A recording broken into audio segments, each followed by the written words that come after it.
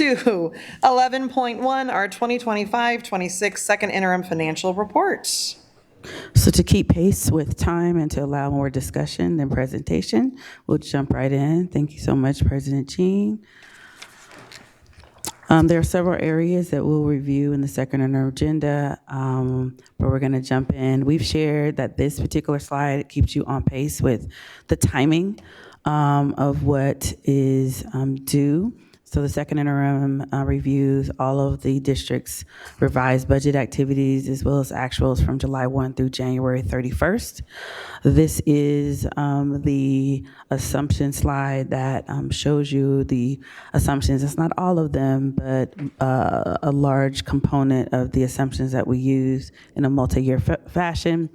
So with the cost of living adjustment, I've also added things like what is the cost of the contributions for routine restricted maintenance and special education, as well as the mandatory costs for our salaries and our attendance and enrollment information, which you should all be tracking and have an at-a-glance place. Like, where could I find that information? Is always in the financial reports for you to be able to grab at a glance if you ever needed to have it. Do want to state that in the executive summary, as well as on this slide, the fiscal solvency plan components, as well as the budget activity that we have been discussing over the last several weeks are included in the 25-26 and 26-27 years. Again, the 27-28 is going to continue to move forward with that effect. So with that, the fiscal solvency plans that strategies that we identified for 25-26 are in the current second interim budget. In addition to that, for the 26-27 adjustments, which include, again, budget development, as well as on the same night of March 5th, when we did the last presentation for fiscal solvency plan, there was also a vote to approve additional reductions in staffing, primarily here at CERNA, and so those are included as well.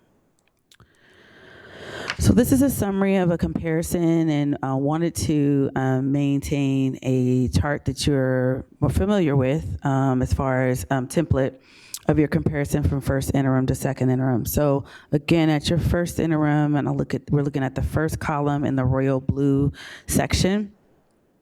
The district reported $502,767,000. And in the second interim, we revised that to $510 million. So I'll share a bit more about what the components of the unrestricted revenues are. You're also seeing a slight change in the next column over of restricted revenues, but ultimately they are flat. In the next section, when we're talking about expenditures, again, we'll talk a little bit more and peel back what's included there. But this just gives you a line-by-line comparison of the first to the second interim so that you can see that activity. You'll see something similar to this later in the slides, sharing the multi-year projection.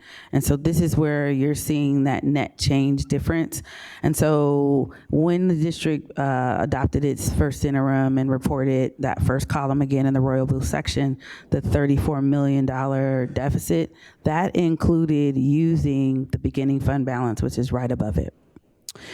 The true deficit would be in the gray area where it says net increase or decrease in fund balance. But because you have a beginning fund balance, that's what has been absorbed essentially, because if you're negative 96 million and you have a positive 62 million, it's going to yield a 34. Moving over 3 columns, you'll see that again, our deficit is 170 million.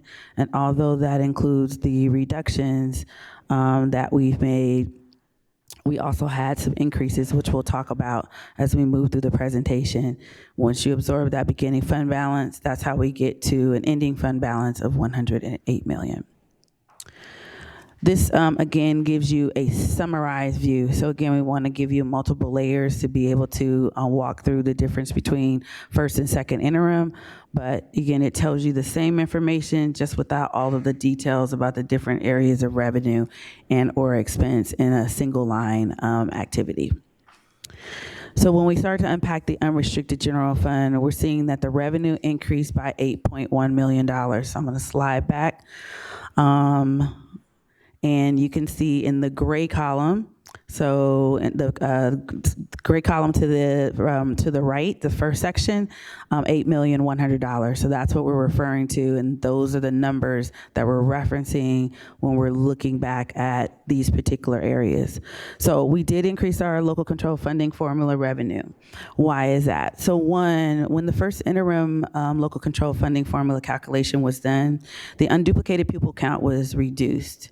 So in looking at the numbers that and projections that we used at that time, reducing the unduplicated pupil count would therefore reduce our supplemental and concentration resources primarily, meaning those resources that are English language learners, our foster youth, and our students that are economically disadvantaged, the additional resources that the state provides. And so by us truing that up with our P1 data, we were able to project an increase of that revenue by 2.6 million. The additional component is that we are seeing an increase in our TK-ADA. And so with that, that means that our TK attendance is improving. TK, again, continues to be, at least for me, one of those areas to watch very carefully because of the cultural component of when TKers, they're little and they want to stay home, but parents, we want them to be in school because that is a key revenue driver, but mostly the purpose of TK is to give students 1 year in advance to be able to support not only their academic progress by the time they get to their early primary grades, but their socialization in other areas as well. So with that, we see that. We've also opened, as we look into 26, 27, additional TK seats. So the more we grow that program, then the more, again, we want to make sure that we're seeing some high yields in attendance. Other state revenue. So there's a lot of changes, not only that we made talking about the fiscal solvency plan, but in your normal review of your budget and changes and modifications. And other state revenue, we had $12.3 million in revenue that we did not recognize, meaning we were preparing to earn this revenue. Part of it was from the prior year, so when we budgeted for it, we didn't note we should be receiving this revenue and other state revenue. So what you're seeing here is us recognizing that revenue. Tonight, you approved a transportation plan. That transportation plan equates to $7.8 million. And though one of the recommendations I do have to the team is that we adopt the transportation plan at first interim instead of closer to the April 1st date. That revenue accounts for $7.8 million that helps to offset the cost that the unrestricted general fund supports because transportation is not fully funded. And so with that, that additional revenue is something that we're recognized as an increase. Conversely, for other local revenue in the adopted budget and at first interim, we are over budgeting the interest. So basically, that's saying that last year we anticipated that we were going to earn closer to $20 million this year in interest, but based on our trends and how much, again, what is interest based on how much cash you have available, that projection has been modified to be reduced because we are not earning as much in interest, in addition to interest rates are down.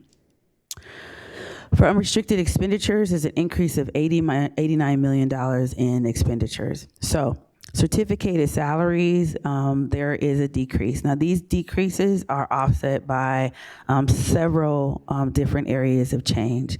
One, there are some components in the fiscal solvency plan in 25-26 that were included for certificated salaries, but we also, as we shared on the 5th, we are reconciling various programs and sites and funds. So again, if you're looking at a particular program and you see that salary for certificated or classified is negative, we spent a lot of concentrated time balancing those programs.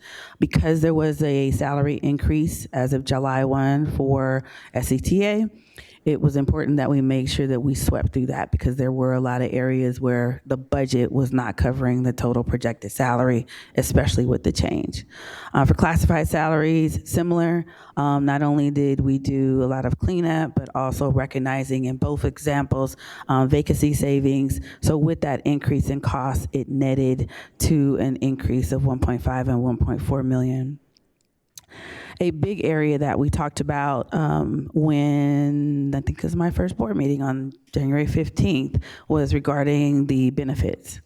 So at that time, when we looked at the net change in benefits, the change was from at adopted, our budget for benefits was $140 million for the unrestricted general fund.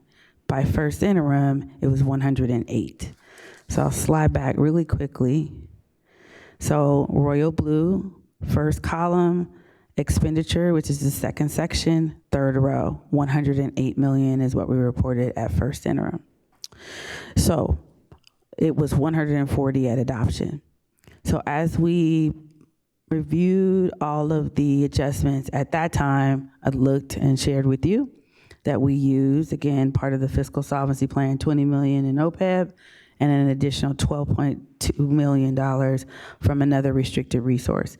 And the way we booked that entry was we reduced benefits using that restricted resource and the post-retirement benefit balance, which again does not sit on our books, on our financials, but we booked that entry to make that reduction. That was one. As we continue to work through the second interim, there was an additional entry that was also two, and restricted and unrestricted, both of them reducing our benefit projection. That means we're not going to spend as much in benefits as we anticipate. So based on where our benefits are and where our projections are, we also reverse that entry. So at the time that we talked about this first entry, that entry wasn't known. But as we continue to go through the financials and see, like, when you're looking at salaries and you're looking at benefits and they're not aligned, then you're looking at, well, why aren't they aligned? And then that's where these other two entries were. So there was $31.4 million in health benefits specifically that was reduced and unrestricted, and then another 11.7 in restricted. So then that caused a total $56.2 million increase from first interim to second interim, and that's ultimately restating our benefits based on, here are the salaries that we have, here are the benefit projections for those salaries, they have to align. For books and supplies, we have an increase because we did make some cafeteria table purchases that were already part of the plan for the 2025-26 fiscal year. We also reduced $9 million in expenditures. This was on the fiscal solvency plan for that one time FEMA. It was a reimbursement, and then we reallocated it. So basically we said we're not spending that $9 million, and that also we listed on the fiscal solvency plan. In services and operating expenditures, again, we're reducing fiscal solvency plan reductions that were made using the original fiscal solvency plan.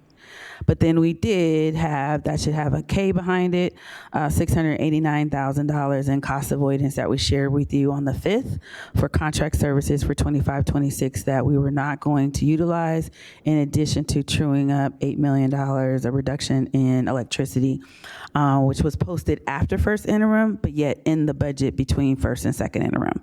So we made that adjustment as well. Next, we talked about in the fiscal solvency plan that there were several areas that we would be utilizing as one-time resources. One of them was, the initial projection was 10 million, but we moved 9 million from Fund 67 and 68. Those are balances that have been sitting for several years. Again, on the fiscal solvency plan, we referenced that. So essentially, that's an inter-fund transfer, meaning it's a separate fund, Fund 67 and 68. And so it shows up in your general fund as a transfer from one fund to another.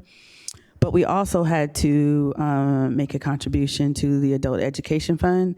That was on your original plan as an area of focus as it relates to adult education. For 25-26, there's a projected $500,000 projection. And so those are programs, again, that We'll come back and unpack in April some of the programs that have required additional support because we don't earn enough in adult education.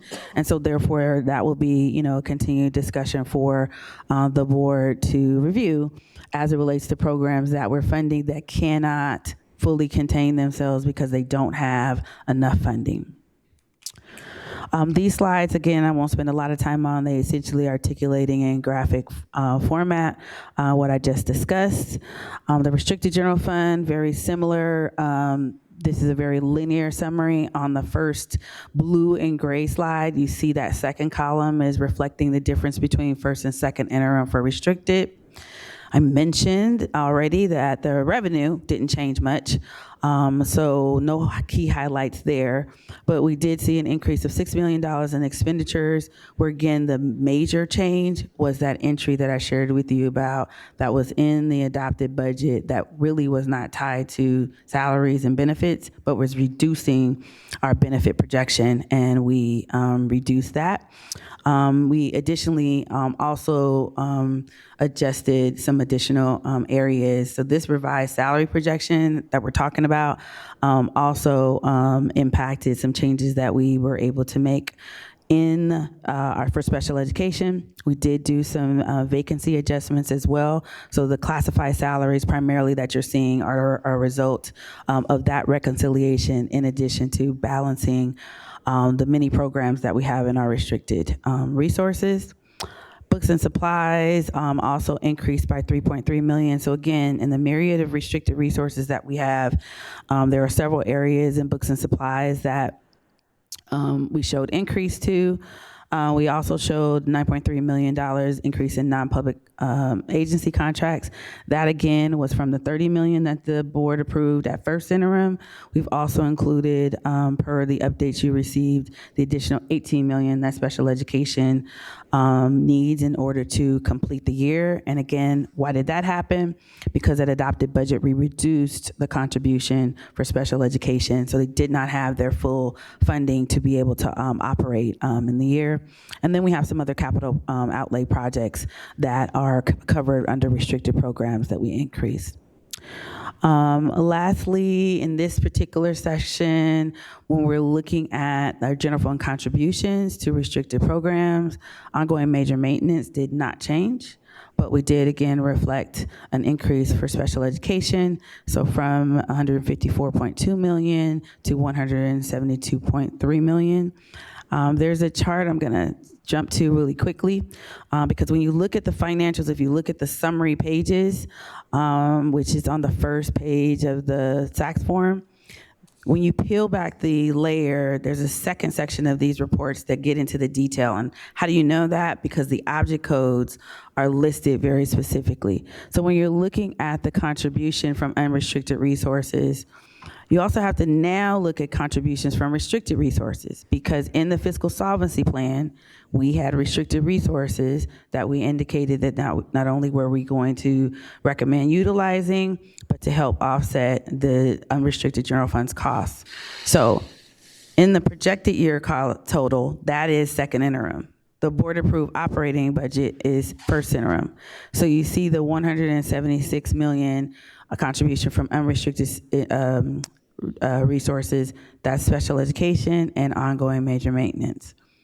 For the projected year, you're still seeing special education, ongoing major maintenance. I just indicated we increased special education by 18 million, but now you're seeing underneath it 20 million that's coming into the general fund, and I articulated that those areas are coming from restricted resources that we're using in a one-time manner to offset that cost.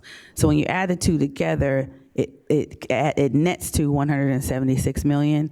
But it does not mean that the contributions didn't change from the unrestricted general fund, which is why we're sharing that, and that those areas are in your SACS report.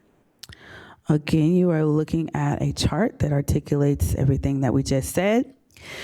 So when we get to the multi-year projection, the multi-year projection, again, is showing the current year, 25-26, and the 2 out years.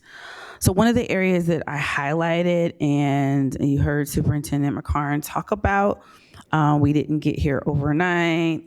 There were, activities that happened prior to this point. And want to thank President Jean. One of the first things she did for and with the board was to host a board study session on reading the financial reports. And so I'm sharing this and pointing this out because the next couple of slides are going to take you back as the board continues its communication and its strategy building with the staff on how to really build a fiscal solvency plan that's sustainable. You see that middle line, excess deficiencies of revenues over expenditures. This structure is standard for financial reports, which you've now, as a board, already reviewed.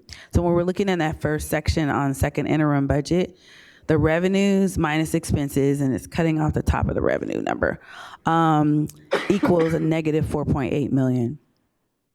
When you add it to other financing sources and uses, so that's where on the norm you would just see that negative contribution. Again, we just talked about the amount that the unrestricted general fund pays to support other funds that are not fully funded. And so that's how you get to, again, that 170 million negative. Then once we talk about the beginning fund balance of 62 million, that's how we get to that 108 million. As you look across on the years, we're bringing that 108 million into the next year. And so as we're working on building strategies, not only to reduce 25, 26 actual expenditures, because this is budget, but 26, 27, and 27, 28, that's the challenge. And so why is that 100 million still sitting here? How come we, every time we find some additional resources, there are additional expenditures? So in the 26, 27 year, we walk in the door with additional commitments. So one, with the additional reductions that we made, with the reductions, for instance, to CERNA in 26, 27, there are several reductions that you can see, and the biggest ones will be your classified salaries. So when you look at what we shared with you was 42 million just in the unrestricted general fund of positions that are funded from unrestricted resources. The majority of them are classified positions, whether that's classified management or not management. In addition to that, you have an increase for certificated salaries that's also projected for next year. You also have health and welfare, back to our assumptions, that is projected to go up 8%. So when we're looking at costs that are going up in each of these lines, while we're reducing, we're also we have costs that we are known and already planned that are increasing. That's what makes that piece so challenging. You also see the contribution line growing. So that 176 for 26, 27 projected to turn into 195 million, and then 27, 28, 206 million. So I want to point out a few things about the multi-year projection. One, we are still going through budget development, so the actual budgets that each of the departments have presented are not fully stated here. Why? Because we're going through still each of those department lines. The reductions have been added. What are you reducing? The 20% in those areas in your budgets. There are other positions that are being requested. Some of them are swapping one position for another. So there are additional expenditures that during budget development have been requested and presented based on the district's work. All of those things, including the restructure, are part of this entire exercise that we have to come back to. What are we presenting in the final budget as it relates to the adjustments and what 26, 27 year looks like, what 27, 28 looks like, which is again back to how does the district want to structure itself to provide quality education. I want to slide to, okay. Okay, so we're gonna move on to the deficit piece. There are a couple on your printouts, because this version is a little different. After this slide, you see another slide that says 24, 25 multi-year projection. 20. 28. Do you see that one? No, after this slide, do you see a slide that says 24, 25? Yes. Okay. So I've shared with you your prior year multi-year projections at second interim. You can review them at your leisure, but I've placed an arrow pointing you to the same two lines that I just shared with you. So you can look back to see the district was continuing to project a deficit in a multi-year manner, and we didn't have a strategy or plan in those prior years to address it. So why is the deficit still here? Because we needed a concentrated plan some time ago in order to prevent from getting here in 2026. Okay, so that's why that's there. I know we're getting close on time, but as it relates to, we talked about the deficit. Oh, there it is. The second interim, and then your 23-24 second interim. So I just provided that for context so you can look back at where we were and where in those moments in time, what it was looking like as it relates to a projection as far as where the year was going to go. Okay, so really quickly, cash flow. This same slide we provided to you on the 5th. And what was blank was the second interim, March 19th. So now that we have added additional expenditures, so remember the components that we talked about. We have to unfreeze several components of activities. There were salaries, and then there were other expenditures. We're starting to see those things move. Special education budget, we're starting to see those areas move. So how do you get from 13 to 28? You're starting to see expenditures hit. And so that's what we need and wanted, because we don't want all those things to hit at the end of the year. Talked to you on the 5th also about sending out a communication about additional timesheets and other labor that we may not have and have prepared to pay. Some of those things are budgeted, some of them are not. How do we know that? Because we already see expenditures where there aren't budgets. And so those are other areas that, we're addressing on how is that happening in the planning and or the strategizing for the year. So our ending balance for cash flow as of second interim is 4.9 million.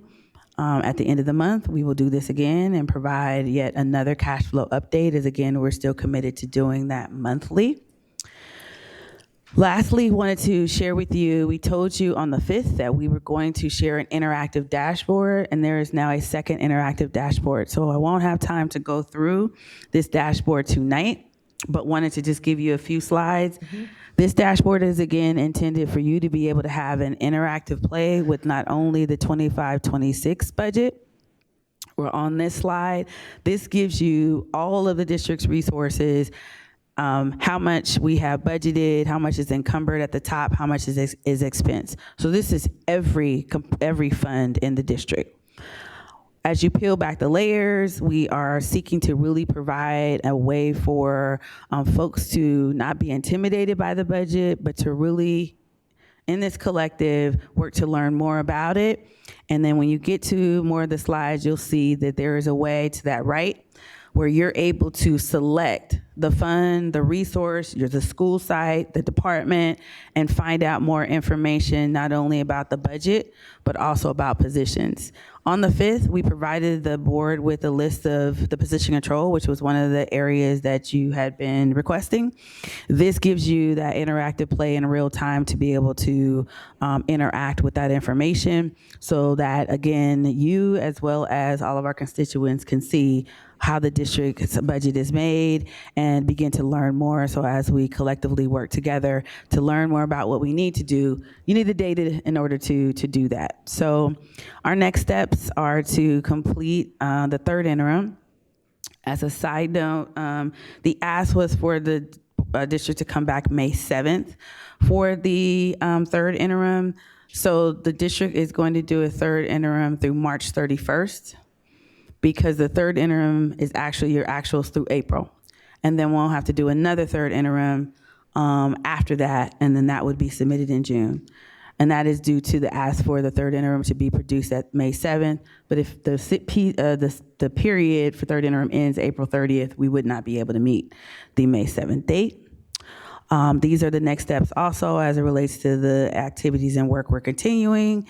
to include, the road to get to June to adopted budget, as well as the governor's May revise and our continued efforts on our fiscal solvency plan updates, in addition to the other tasks that you've seen and as well as the superintendent has shared.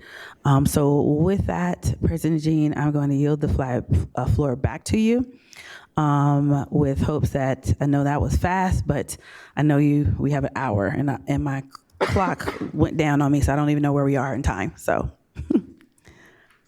Thank you. Do we have any public comment? 2 speakers, Carl Pinkston, followed by Terrence Gladney.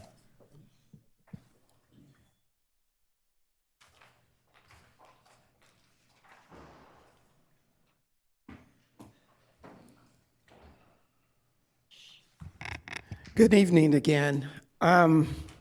I did review through the second interim, and I'm very concerned. There appears to be a lot of dramatic changes in the expenditures that I'm not quite sure what the assumptions are based and what they're based on. And clearly, based on the presentation today, I haven't heard a clear explanation on why all the changes that have taken place. One of area, for example, that was most concerned to me was in the special education. And in the special education, it went from 152 million to 172 million, and I don't know why. In fact, I'd like to know how much are we spending on special education to date, whether it's, as of February 28th, how much we were spending and broken down by object code, because I'm really concerned in the sense that it's in the past it's never been this high. And then all of a sudden, and then 1 year, it exploded. So is it because of non-public services got out of hand? Is it because nobody's not watching the shop and they're just spending money all over the place? I'm deeply concerned. The other is that budgets reflect at a particular moment, but I've noticed when I have ran the unaudited actual going back from 2010, it is consistent. There's only been 2, maybe 3 years when there's been a deficit, but almost every single budget report has showed a deficit, which never made sense to me. How your unaudited actual shows no deficit but a surplus, but your projections going out for budgets always consistently was a deficit. And then lastly, in the operating expenditures, well, books and supplies, for example, it was like a one-time for cafeteria supply, but each year thereafterwards it's like a continuous increase. I didn't see a drop. So if it's a one-time, I should only see a peak one time, and then the following years start to drop. So please explain that to me, how you can do that and project it out. And then lastly, what's most concerning is object code 5,000 to 599. And I noticed that it's about $188 million. I got it when we were during COVID, when we had to buy a bunch of stuff and get a lot of, sub-agreements from everybody. And we had after-school programs that we want and tutoring we wanted to do. I get it. But we're not there anymore. So why are we spending so much money in sub-agreements continuously throughout, and then projecting them all the way out into the future? And then lastly, and it was articulated that this particular, I was going to come here today and say, don't pay attention to those budget numbers, because it didn't make sense after you made all these reductions and it wasn't reflected. But then I realized you had 45 days, that 45 days is up to get something in. So I really appreciate that there is going to be a third interim in May, but I would love to see the actual, through this escape report, the actual expenditure related to what we're budgeting for 25, 26. Thank you.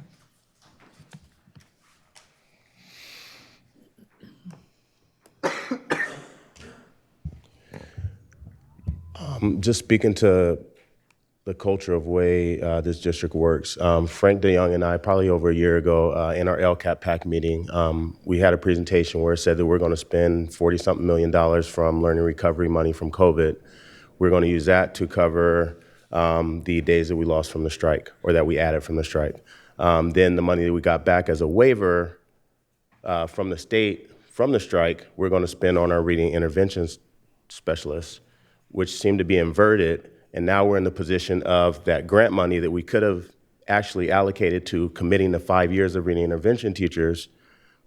That money we paid for the extra days, and now our reading intervention teachers are at risk because we used essentially, general fund money. We operate too often in silos. Frank and I have come here and talked about LCAP, and you guys look at it as an aside from the budget. But when we look at our expenditures and the way we've expended, this district has always looked at concentration of supplemental dollars that Black, brown, socioeconomically disadvantaged students, foster youth, and everyone else. You guys have always looked at it, or this district has always looked at it as extra money to spend and subsidize other things. So when I see this budget report and we say we got $8 million in extra revenue from those students, I have serious concerns that you guys will not authorize the spending on those students that are generating the dollars, right? In 24-25, those students brought almost twice the amount of funding in addition to the base funding. But we know that we don't expend and invest in our students in that way. What we do is we subsidize things, again, with bus routes, taking them from across the district and overfill certain middle schools in East Sac, certain other schools that are operating on 65% open enrollment. And then you guys have a conversation wondering why so many of our schools are below 51% or 50% capacity. It's nothing to wonder. And I'm gonna take a little bit of time. I love Carl, but I love him for setting the precedent. But it's not a wonder how we got here when we ignore the things that are part of our culture and our system that we accept. Subsidizing certain schools by taking the brightest or some of the brightest and most brilliant scholars from across the district and placing them at one school and saying, like, this is our best space for kids to learn in middle school or high school, but yet we're still trying to uplift community schools. We have to stop, double talking, and we have to stop contradicting ourselves. And the things that we need to discuss, they've always been right there in front of us. And hopefully this fiscal situation will force us to have those conversations that as a community we have to have. If we're going to do right by our students, we're talking about, are we going to fund adult education when we're responsible for pouring those illiterate,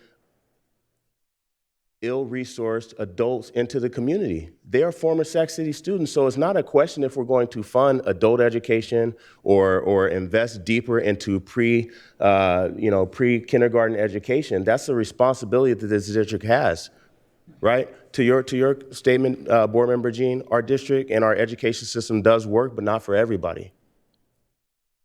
Or else I would not have to keep coming up here advocating for people that are not in the room. So yes, it works in spaces, and I honor and I love speaking about great things, but I also know that the people who are experiencing the worst don't get an opportunity and they don't know how to navigate to this podium. So I hope that they stand on my shoulders and I uplift their voices. But again, if we're looking at rebuilding, it doesn't just mean fiscally rebuilding. It means rebuilding our minds and our hearts and humbling ourselves to say, what do we actually have to do, right? We have student members that come here and they pour their soul and everything into this space. We just have to do better, and we can, but it's really going to take us prioritizing the students that we are supposed to serve. Thank you.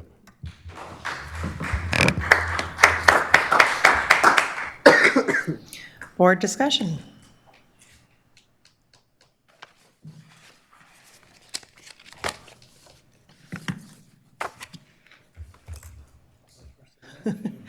Well, I'll start with first question.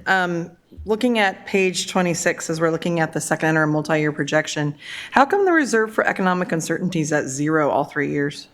So in the financial model, it will not allow you to put a reserve because you're negative. So the reserve would be, like on the Excel sheet, you can add it, but it would be about 20 million. So that's why. So once you go negative on the SACS report, it's not going to let you put a reserve in because you're already negative. So if we go to, Sorry, let me go to the, no, it's fine. So if I look at the write-up of it, or I our added the first comment. page. Yeah, our first page, it, I guess it would have been helpful if I'm thinking about it, like if that had been included here. Because I'm looking at the number going 108, it's actually 128, isn't it? It's in the executive summary. It's noted there. Which is not the board cover sheet, the executive summary, but so noted. I didn't see it in the executive summary. Okay. I read for it, I didn't see it. Member Kayada. Go for it. That was the first one I really wanted to get out of the way. I'm still processing others. You always wait to speak till the last, so I wanted to. Oh, I appreciate that. Go for it. So, for public awareness, the Budget Committee didn't see this. It's been a bit of a moving target because it posted on Friday as qualified. I read it, and then it was clearly a negative report. It got updated, which is appropriate because this is a negative report.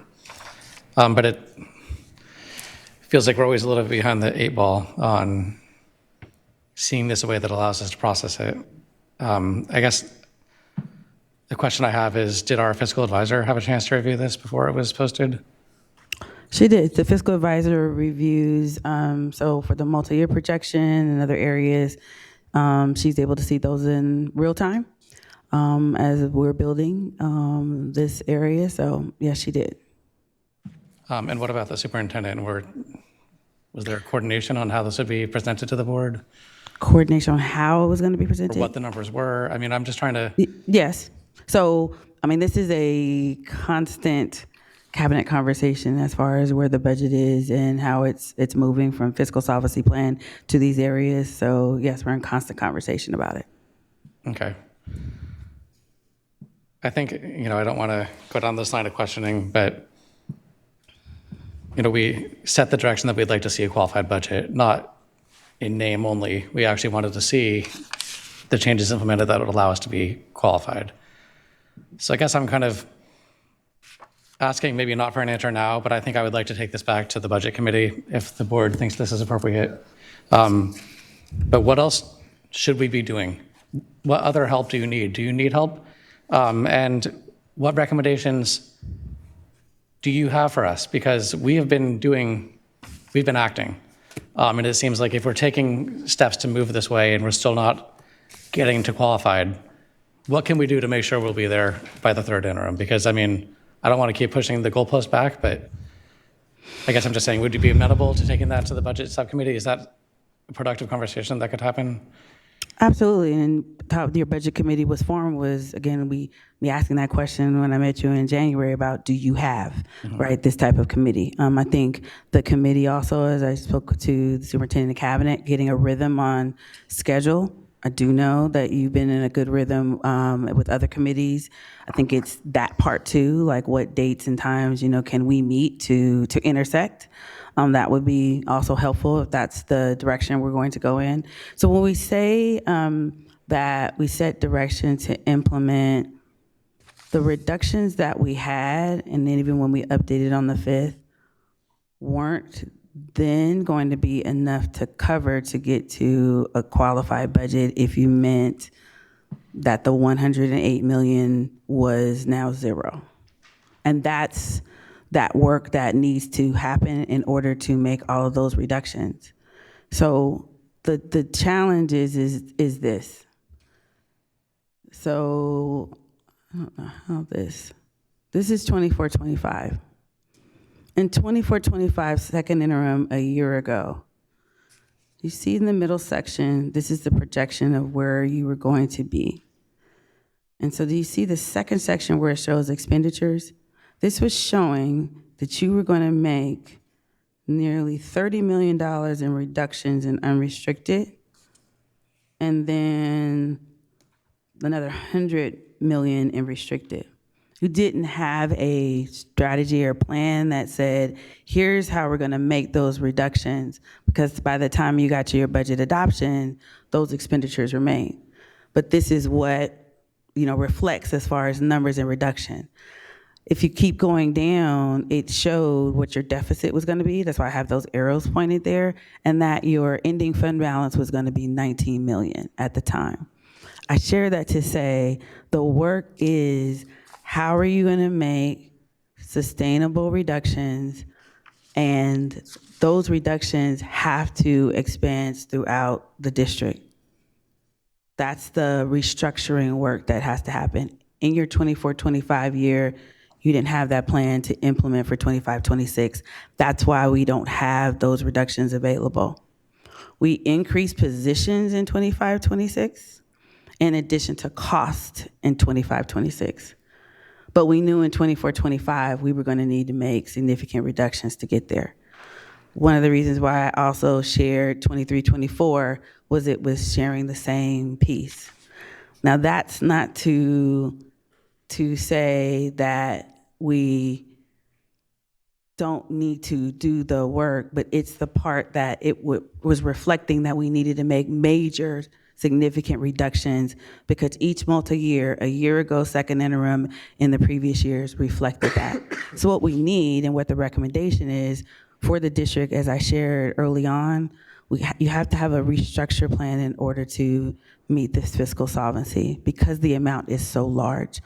You had a community member that talked about, for instance, some investments that the district made regarding the waiver, in addition to additional staffing. That additional staffing hit in 25-26.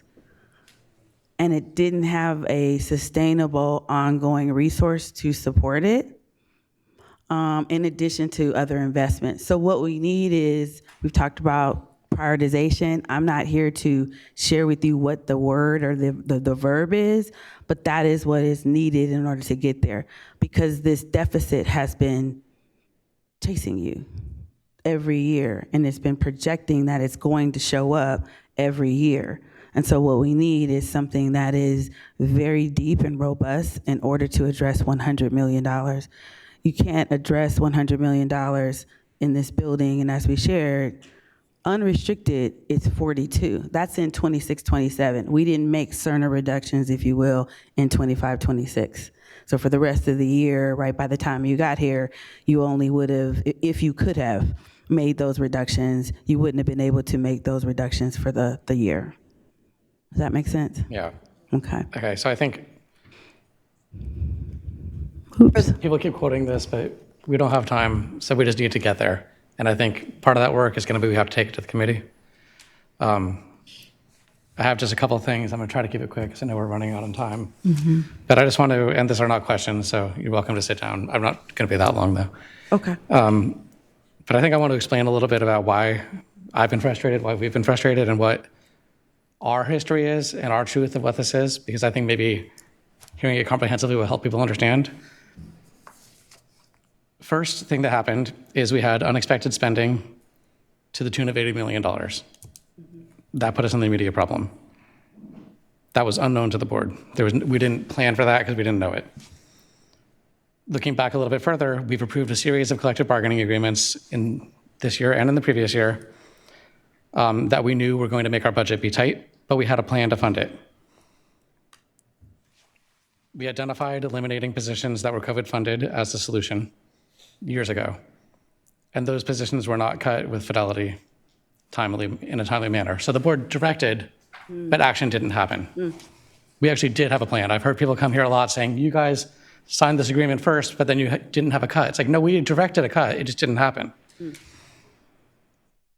When we did the most recent contract with SCTA, we told staff very clearly, we understand that this is making us probably as tight of a budget as we'll ever have, but we need to find positions now to cover it. And it was the same direction we've been giving, which is they need to be away from the classroom, management type positions. and we gave the district staff time to get it done. Staff came back with 3 positions. That wasn't board direction. The board did not vote for those contracts without a plan. We asked for a plan, but it wasn't implemented. Additionally, in working with our previous CBO, again, we understood that it was a tight budget, but in no way did we ever vote to do something that would not be something that a CBO could sign off on. We were never, ever told that our CBO would not sign the AB 1200 report. When I saw it in the packet, I didn't even bat an eye, because we have contracts in here all the time that aren't signed yet until the board votes. That's betrayal to me. That people were planning, I would say, undermine the board. We need to know if we're asking you to do something that you won't put your name behind. And I'm not saying you, I'm saying staff in general.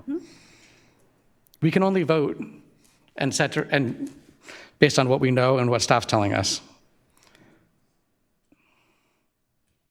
Finally, with respect to the COVID positions, I will say, you will see that we cut a lot of the site level positions a long time ago. That happened.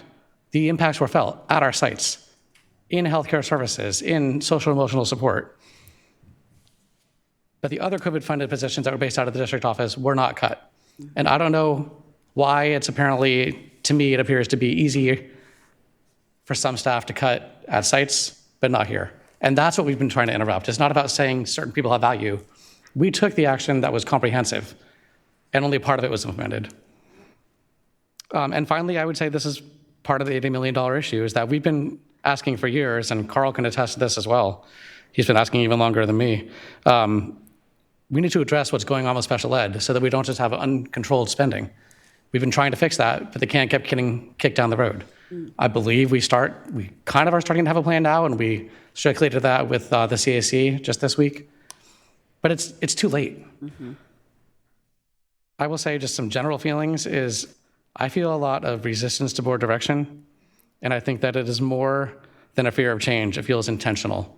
I feel like there is a desire to undermine this board, and in some ways, I think people want us to fail. Some employees have actually said that we'd be better off under receivership than with this board. That's someone asking to fail. That is, how can we do our jobs if the people who work for us won't do what we ask them to do and don't believe in what we're doing in reflection of community voice? We have felt consistent, and I'm going to say I have felt consistently gaslit. I ask for something, the board sets direction, and then we get peppered with a bunch of questions like, well, what did you really mean? It's like, we meant what we meant. I would say that extends to SCOE. It extends to some advisors who are helping us right now.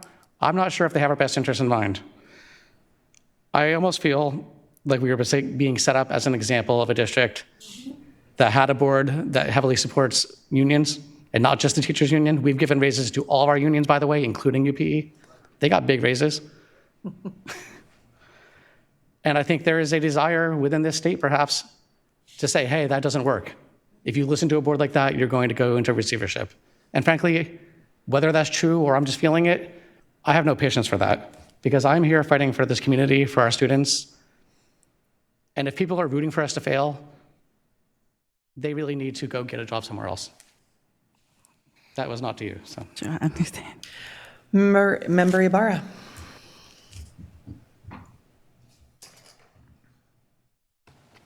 For the sake of time, I'm not going to repeat everything you just said, because I was going to say a lot of the same things, but I do want to share the frustrations around listen, y'all, a lot of y'all saw me on that side of the dais for years, asking for transparency.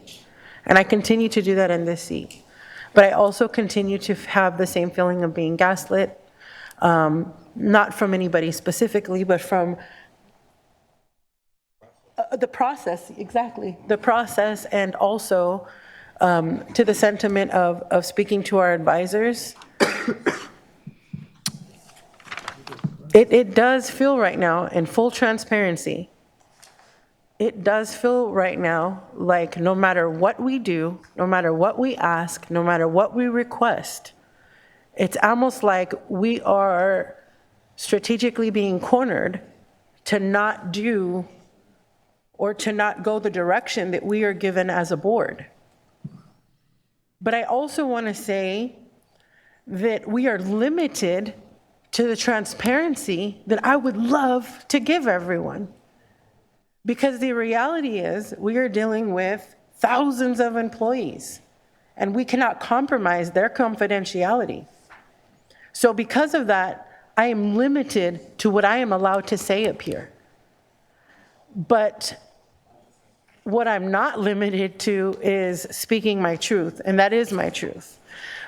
I think that in order for us to actually be able to have a real solid idea as a board of whether we are failing or not in our decision making, we can't gauge that until we have the authenticity of,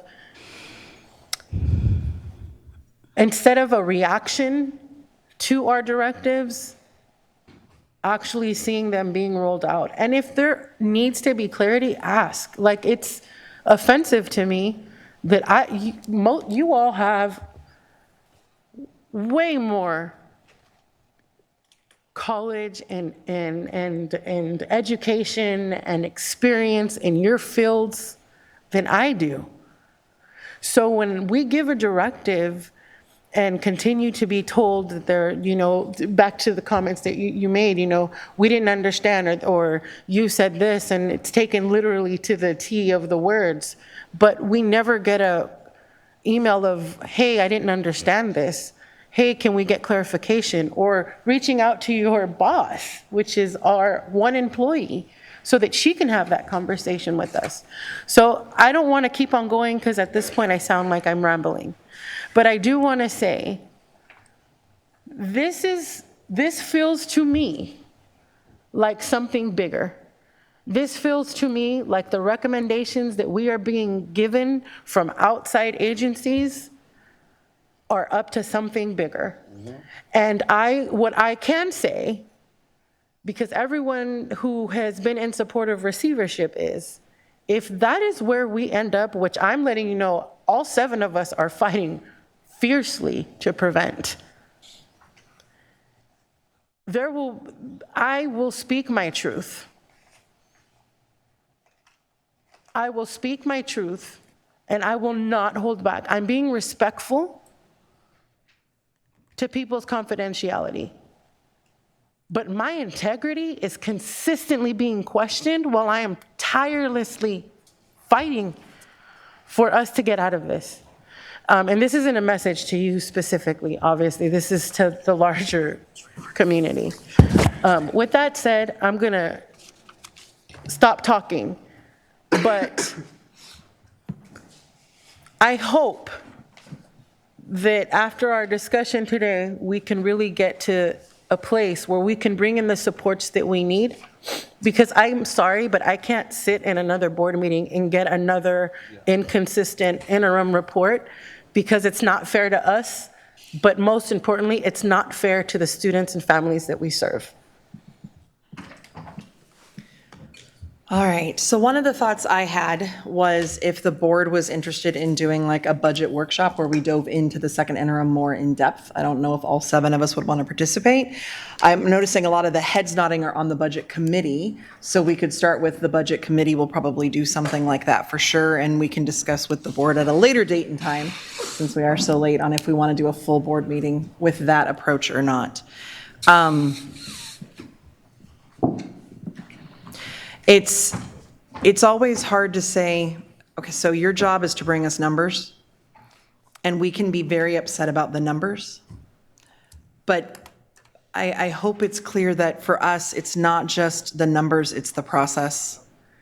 It's the experiences. It's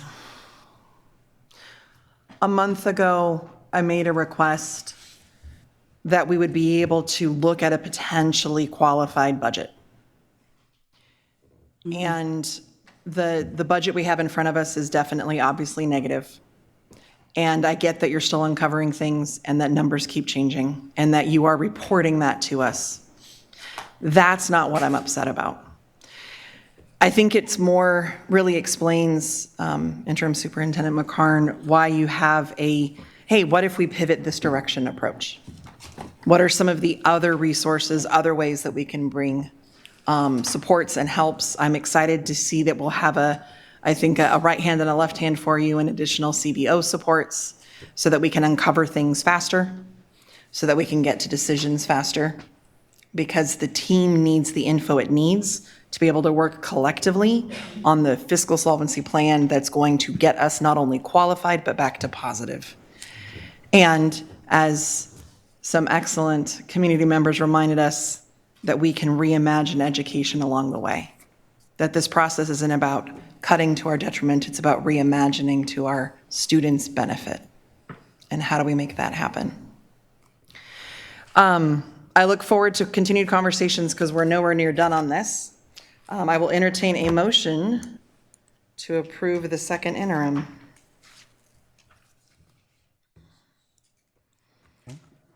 Member Kayada is second, or is motioning. Member Singh is seconding. Thank you. And our vote? Member Jean? Aye. Member Kayada? Aye. Member Benjamin? Aye. Member Navarro? Aye. Member Rhodes? Aye. Member Singh? Aye. Member Ibarra? Aye. Thank you.